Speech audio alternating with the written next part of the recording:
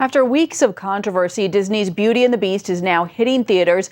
Many parents, of course, have been concerned about taking their kids to see it since the director of the movie said it contains a gay character and a gay scene. For more now, we turn to Dr. Ted Baer from Movie Guide. Thanks a lot for joining us. Oh, it's great to be with you today. You have seen this new version of Beauty and the Beast. Are the scenes with the gay character, what they're calling an exclusively gay moment, are they a concern for families? Well, you've asked a brilliant question because you packed so much into it. One, I've been head of a department at Berkeley and at City University of New York and studying cognitive development theory. Kids that are susceptible are always somebody to be concerned about. You have to care about the kids. You have to be careful that their susceptibility don't lead them in the wrong direction. When I was head of the department at Berkeley, there were 500,000 studies on the subject. Different children have different propensities. In other words, my alma mater, Dartmouth, did a study that for drugs and alcohol, 25% want to copy. That means 75% don't notice it, don't pay attention to it, don't care about it.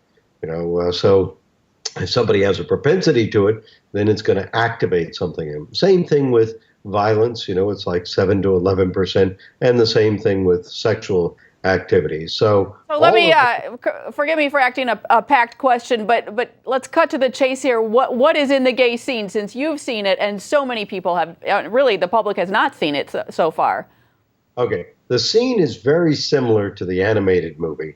What they've done is they've tweaked up some of the illusions, the homosexual illusions, just a little bit, and toned down some of the Christian illusions in the original animated movie. So you've got a little bit heightened homosexual. What it is LeFou is singing the same song that he sang to Gaston before with a little wink and a nod. You could take it either way. There's a German word for this called Zweideutig. So you could take it either way. But clearly it's a little bit more. And then you've got the wardrobe dressing three of Gaston's henchmen as women, and one of them turns toward the camera and is happy about it. These are all things that are very subtle. Now, the subtlety doesn't matter. There's a whole movie out that I could point you to, made about 20 years ago, about people who are susceptible to this. One woman said that she realized her sexuality after watching Marlene Dietrich give a peck on the cheek to a woman in the movie The Blue Angel back in 1930.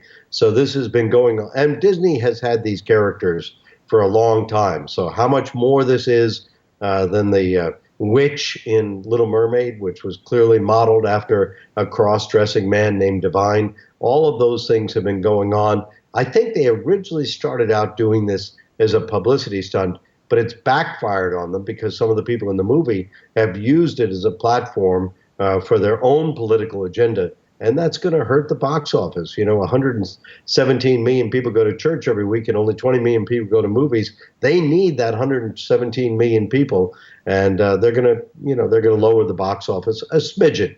Well, it's really fascinating because they really brought the controversy, if they indeed wanted it, on themselves. They were touting this exclusively gay moment to a gay magazine in Europe.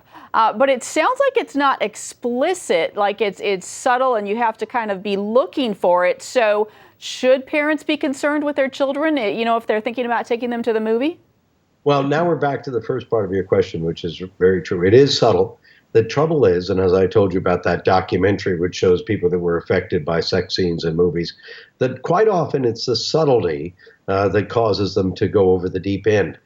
In fact, Dr. Dobson interviewed a serial killer many years ago, and he says it wasn't the explicit sex, it's the subtle sex that got him aroused. So all of those things play upon the minds of people who have that susceptibility. You want to take it into a Christian context, God gave us 7 deadly sins. So, that everybody has a different propensity, a different thing that they gravitate toward. If your children are susceptible, the problem is, having done, gotten 60 professors together back in the 70s to study, put together the first media literacy course. Quite often, parents don't recognize those signs of susceptibility until it's too late. So when in doubt, be cautious. Protect the eyes of innocence. Care about your children. Go read the full review at movieguide.org, and we'll give you all the information. All right. And overall, are you a fan of the movie? Not a fan? How, taking everything into consideration, what do you think about this movie?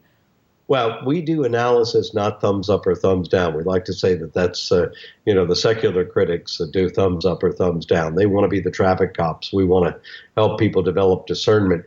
The movie is not quite as good as the animated movie. It's got some moments that miss. Most of the reviewers have said the same thing. So if you really want to have fun, go watch the animated movie again. That said, there are moments in this movie that are terrific. The whole redemption of the beast, she gives up her life to redeem the beast. That's a very Christian theme, and only a Christian theme, that you're willing to sacrifice yourself to save somebody else. And of course, it does save him. So there are Christian elements in the movie. There's also these other elements in the movie. It's a mixed bag, and most people are not going to notice the elements that don't appeal to them. Well, it sounds like a parent who takes their child could have a very thoughtful conversation after the movie. Is there anything else parents need to know about this film?